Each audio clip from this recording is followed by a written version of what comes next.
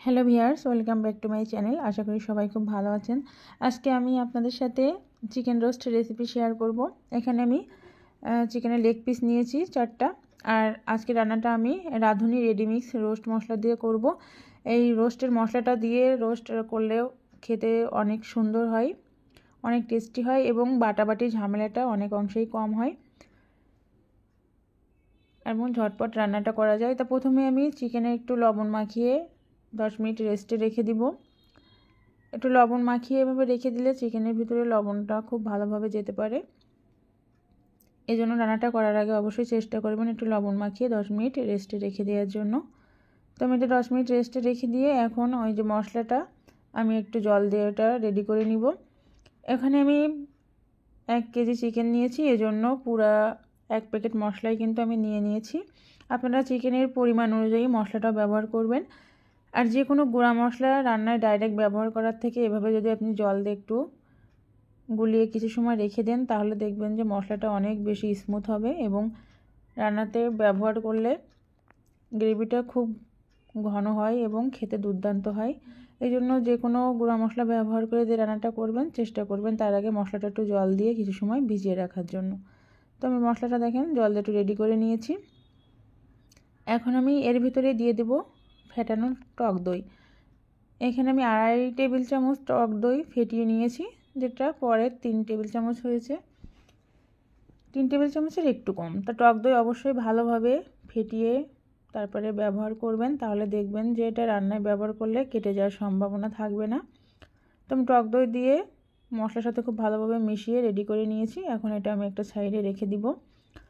আর আজকে আমি এই রান্নাতে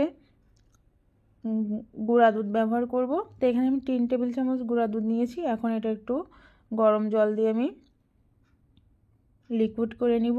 আপনারা এখানে কিন্তু গরুর যে দুধ বা লিকুইড যে দুধটা হয় ওটা ব্যবহার করতে পারেন। তা যেহেতু রোস্টে আমি টক দই ব্যবহার করব, তো অনেক সময় দেখা যায় যে লিকুইড দুধটা টক দইয়ের সাথে দিলে কেটে যাওয়ার সম্ভাবনা থাকে। এজন্য গুঁড়া দুধ ব্যবহার করলে সেই কেটে যাওয়ার সম্ভাবনা থাকে না এবং গুঁড়া দুধ ব্যবহার করলে রোস্টের টেস্টটা আমার কাছে বেশি ভালো মনে হয়। এজন্য আমি গুঁড়া দুধ ব্যবহার করেছি।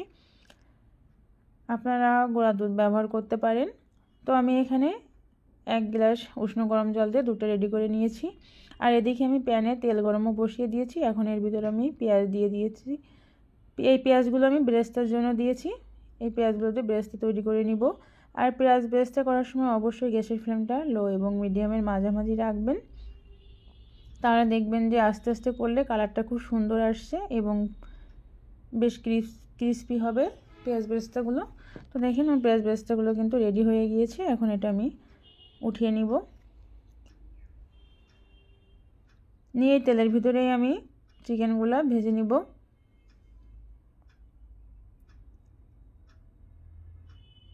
তো একটু সময় নিয়ে চিকেনগুলো একটু হালকা বাদামি কালার করে ভেজে নিতে হবে, বেশি কড়া করে কিন্তু ভাজা যাবে না। আসলে যদি আপনি বেশি ভেজে নেন এটাতে উপরের অংশটা শক্ত হয়ে যাবে, যেটা খেতে মোটেই ভালো হবে না। আর ভিতরে গ্রেভিটা যেতেও চাইবে না যদি অনেক বেশি হার্ড হয়ে যায় ভাজা তাহলে। তো একটা সাইড হয়ে গেলে আমি এটা উল্টিয়ে দিব। তো দেখেন একটা সাইডে কিন্তু বেশ সুন্দর একটা কালার চলে এসছে। তো এইভাবে আমি উল্টিয়ে দিয়ে অন্য সাইডটাও খুব ভালোভাবে ভেজে নিব। চিকেন পিসগুলো কিন্তু আমার ভাজা কমপ্লিট। এখন এগুলো উঠিয়ে একটা সাইডে রেখে দিতে হবে। দিয়ে তেলের ভিতরেই আমি আরও কিছুটা পেঁয়াজ কুচি দিয়ে দিব। দিয়ে পেঁয়াজ কুচিটা একটু ভেজে নিয়ে তারপরে এর ভিতরে গোটা মশলা দিয়ে দিব। গোটা মশলার জন্য এখানে আমি দিয়েছি 2 টুকরা দারচিনি, 3টা ছোটো এলাচ, 4টা লবঙ্গ আর একটা তেজপাতা মাঝখান থেকে ছিঁড়ে দিয়েছি। আসলে গোটা মশলার টেস্ট কিন্তু ফ্লেভার কিন্তু গোটা মশলাটাই পাওয়া যায়, যত আমি এখানে গুঁড়া মশলা ব্যবহার করি না। যেহেতু গুঁড়া মশলায় কিন্তু সবগুলো মশলাই দেয়া আছে, তারপরেও তেলের উপরে এরকম গোটা মশলা দিয়ে দেখবেন তার ফ্লেভারটা জাস্ট অসাধারণ হবে। তারপরে আমি এর ভিতরে দিব 2 টেবিল চামচ পেঁয়াজ বাটা। পেঁয়াজটা এখানে কিন্তু আমি খুব ভালোভাবে একেবারে স্মুথ করে বেটে নিয়েছি। তো পেঁয়াজ বাটাটা অবশ্যই একটু খুব ভালোভাবে মিহি করে বাটার চেষ্টা করবেন। দিয়ে আমি ওই পেঁয়াজের সাথে মশলার সাথে পেঁয়াজ বাটাটাও একটু নাড়িয়ে চাড়িয়ে মিশিয়ে নিয়েছি। এখন এর ভিতরে আমি দেব আদা এবং রসুন বাটা। আদা এবং রসুন দুটো আমি একসাথে বেটে নিয়েছি, সেটা 1 টেবিল চামচের একটু বেশি হয়েছে। আপনারা চিকেনের পরিমাণ অনুযায়ী সবগুলো মশলাই ব্যবহার করবেন, একটু কম বেশি করে। তো আমি দেখেন সবগুলো মশলাই খুব ভালোভাবে একটু সময় নিয়ে ভেজে নিয়েছি। এখন আমি এর ভিতরে আমি যে মশলাটা তৈরি করে রেখেছিলাম টক দই দিয়ে রোস্টের মশলা, সেটা দিয়ে দিয়েছি। দিয়ে মশলাটা একটু খুব সুন্দর করে কষিয়ে নিতে হবে একটু সময় নিয়ে। যে কোনো রিচ রান্না মানে যেসব রান্নায় একটু মশলা বেশি ব্যবহার হয়, আমি সব সময়ই বলি যে একটু ধৈর্য ধরে সময় নিয়ে মশলাটা খুব ভালোভাবে কষাবেন, তাহলে দেখবেন টেস্টটা অনেক অংশে বেড়ে গিয়েছে।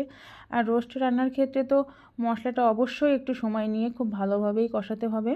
তো একটু নাড়িয়ে চেড়ে মিশিয়ে নিয়েছি। এখন আমি এর ভিতরে দিব শুকনো মরিচের গুঁড়া। এখানে আমি 1/2 টেবিল চামচ শুকনো মরিচের গুঁড়া দিয়েছি, আর 1 টেবিল চামচের একটু বেশি টমেটো সস।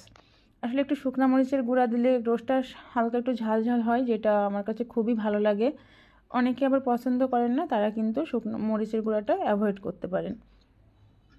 তো দিয়ে আরও একটু ভালোভাবে আমি মশলাটা কষিয়ে নিয়েছি। এখন আমি এর ভিতরে চিকেনগুলো দিয়ে দিব।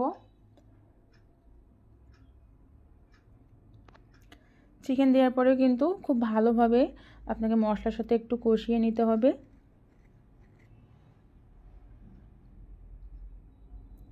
তো একটু নাড়িয়ে চাড়িয়ে খুব ভালোভাবে দেখেন আমি উল্টে পাল্টে কষিয়ে নিয়েছি বেশ একটু 2-3 মিনিট। এরপর আমি এর ভিতরে দিব কাজু এবং কাঠবাদাম একসাথে আমি বেটে নিয়েছি। এখানে আমি দুটো বাদাম 8টা করে মোট 16টা একসাথে বেটে নিয়েছি। আপনারা চাইলে যে কোনো একটা বাদাম একটু বেশি করে বেটে দিয়ে দিতে পারেন। আর সব মশলা একত্রে না দিয়ে এভাবে পর্যায়ক্রমে মশলা অ্যাড করে রোস্টে রান্না করে দেখবেন, রোস্টের টেস্টটা আসলেই দুর্দান্ত হয়। তো বাদাম দিয়েও আরও একটু নাড়িয়ে সেটা খুব ভালোভাবে আমি কষিয়ে নিয়েছি। এখন আমি এর ভিতরে যে লিকুইড দুধটা তৈরি করে রেখেছিলাম গুঁড়া দুধ দিয়ে, সেটা দিয়ে দিচ্ছি।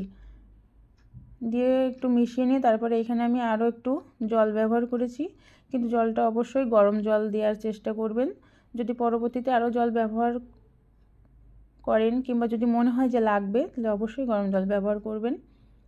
তো আমি আরও কিছুটা জল দিয়েছি। এখন এর ভিতরে আমি দিয়ে দেব পরিমাণ মতো লবণ।